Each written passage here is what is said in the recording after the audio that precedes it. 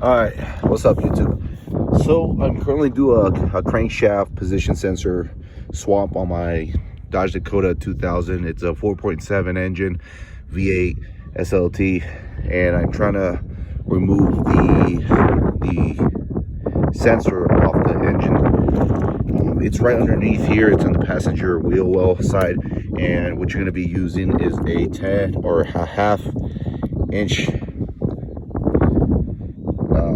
tool. I forget the name. You're going to use that to be able to remove the bolt, but what I'm having trouble with is to be able to take out the sensor, the little crankshaft sensor, out of where it goes. Having a lot of trouble doing that. As you can hear, I'm heavily breathing because I've been trying for a bit. Somehow I think it's a little tough, so I'm gonna get a flathead and try to see if I can wiggle it out. But see, this is the wheel well, and the sensor, as you can see, it's that one right there. You see in between those two parts, like, point at it, it's right here, and it's just one bolt in there, which I already took it off. This is the bolt, and you just use a half inch, pull it out, and you should be able to just pull out that sensor and swap it out with the new one. But I'm having difficulty doing that. So pretty much that's a quick video of it. You just remove it, pop in a new one, and it should be good to go. I'll get it from a different view as well. I'm going to go underneath the truck and show you it from a better view if you're having the same problem that I'm having. So something easier that you can do, you can, with the setup here, so much easier. When you got an extension like this, you can just reach outside of the wheel behind the rim and just, you know, put the extension through and just, pull it out. Now, I'm not thinking straight, so I can't say the mechanical words for all these tools. So this is what you use: half inch extension, and this is a long extension. I think it's like 1.5 feet or something like that, but it's so much easier when you use one of these. And then I got this little, the one that spins all over the place. So much easier. All right, so this is the other view, literally right underneath the engine, and it's right there, that sensor right there.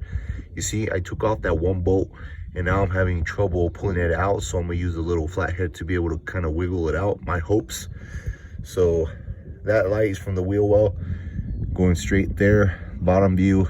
I'm gonna see if I can wiggle it out. It shouldn't be that difficult, but all right, guys, so hopefully this video is useful to you guys. But another thing that I just figured out, that I finally got the sensor out. I just put in the new one, but pulling it out is very difficult. You do have to jiggle it with it's so much easier if you use a flathead and just maneuver it, you know, different spots between right here. You kind of jiggle here and jiggle just kind of all over the place to pop it out. And once you put the new one, it's so much more difficult putting in the new one rather than pulling it out, because when you're pulling it out, you just jiggle it out of place, and even that was difficult. And I almost thought, after trying to put this one in, it would just slide in pretty easy, and it didn't. I almost thought it was the wrong one. Compared them, I looked at them. The only difference is that these are just a straight metal, and the other one has a little rubber case around it, but it's the same exact thing. So after struggling, I had to use two hands to be able to push this in. Luckily, my hands fit, and I was able to push it through. But if that happens to you, just know that it's actually quite difficult to get it in there. And once you do, you should line up just like it is now. Put the bolt on top and use the half inch to screw it back into place. Make sure you don't, screw the threads once you're screwing it back in. Make sure you do it first with your hands. Make sure to get it lined up and make it fit correctly, and then use your wrench, your socket, whatever, and then get it in right. Hopefully those little tips gives you a help. The reason I was doing this video is because I did a research myself, and I didn't find too many videos to be able to where the crankshaft sensor was located on a Dodge Dakota 2000 4.7 engine. So I decided to do it myself. So that's where it's located. If you guys have any questions, I like to kind of respond to. I do like to respond to my comments. Usually never get some because I never upload, but this is my first mechanical video that I'm uploading. So yeah, so shoot me a comment if you have any questions.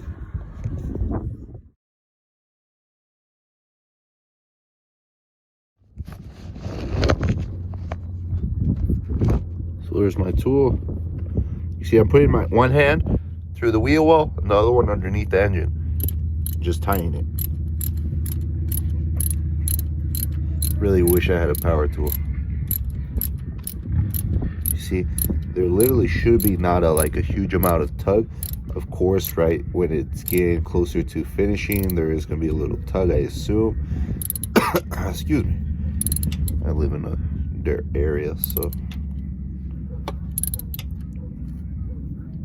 I really hope I didn't, you know, screw up the threads. I've done that before, and it's not great. But it was actually quite hard to break the bolt.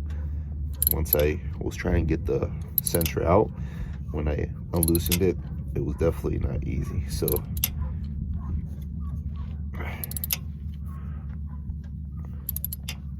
but that's it, you guys. That's pretty much it, so you don't have to keep watching. That's how you swap a sensor, a crankshaft position sensor for a Dodge Dakota 2000 4.7.